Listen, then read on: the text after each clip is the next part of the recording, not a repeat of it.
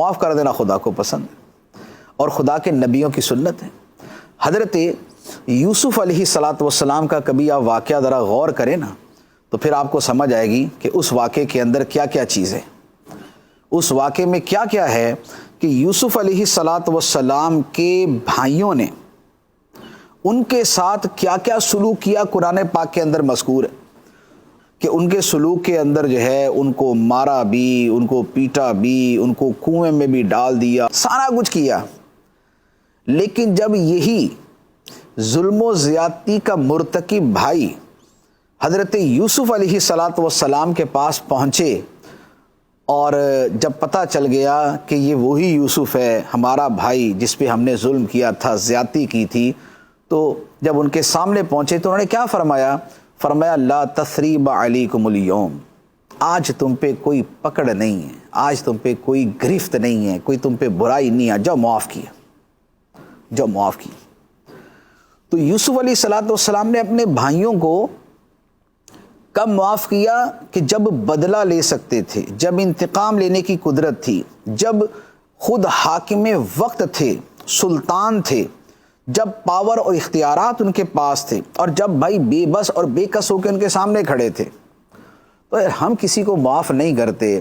ہمارے کسی رشتہ دار نے اگر ہمارا کوئی دل دکھایا ہو، ہمارے کسی جو ہے نا وہ رشتہ دار نے ہمیں کوئی تکلیف پہنچائی ہو، تو ہم اپنے دل میں اس کے بارے میں ایسے جو ہے نا وہ دشمنی لے کے بیٹھ جاتے ہیں۔ ہمیں کیا ہمارے رشتہ داروں نے کنویں میں پھینکا تھا؟ کیا انہوں نے ہمیں مارا پیٹا تھا؟ کیا ہمارے بھی جو ہے نا وہ لباس کے اوپر خون لگا کے بولا تھا بھیڑیا کھا گیا؟ کیا ہمیں بھی اس نے جو ہے وہ غیروں کے ہاتھ بیچ دیا تھا؟ ایسا تو نہیں ہوتا۔ ہم چھوٹی چھوٹی باتوں کے اوپر جو ہے وہ لڑائی کر کے بیٹھے ہوتے ہیں۔ ہمارے گھروں میں جو لڑائیاں ہوتی ہیں، ہمارے معاشرے میں جو لڑائیاں ہوتی ہیں، یقین کیجیے بعض اوقات وہ اتنی معمولی سی ہوتی ہیں کہ کبھی اس کی تفصیل پوچھی جائے تو بندہ شرمندہ ہو جائے کہ یار اس کی وجہ سے ناراض تھا میں۔ کس پہ ناراض ہے؟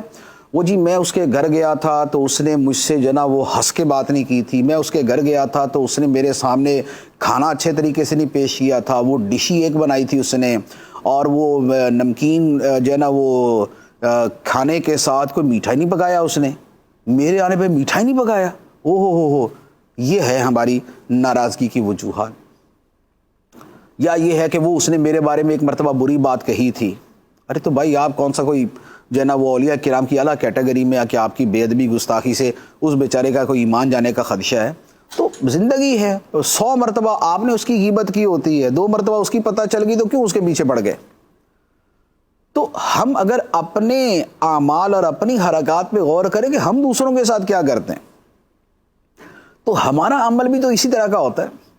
ہوتا یہ ہے کہ درمیان میں کچھ چغل خور ہوتا ہے کہ جو چغلی کر دیتا ہے، آ کے بول دیتا ہے اوئے آپ کو پتہ ہے اس نے آپ کے بارے میں کیا کہا تھا، بس اب اگرچہ آگے بات نہ بھی بتائے نا تو بس ہمارے دل کے اندر جو ہے نا اس کے بارے میں لاک ڈاؤن شروع ہے، اب اس کا داخلہ بند، اب ہمارا اس سے منہ پھر جائے گا، اب ہم موڈ جو ہے نا وہ بنا کے بیٹھ جائیں گے، اب ہم اس سے سلام لینا گوارا نہیں کریں گے، حالانکہ یہ ناجائز و حرام ہوتا ہے۔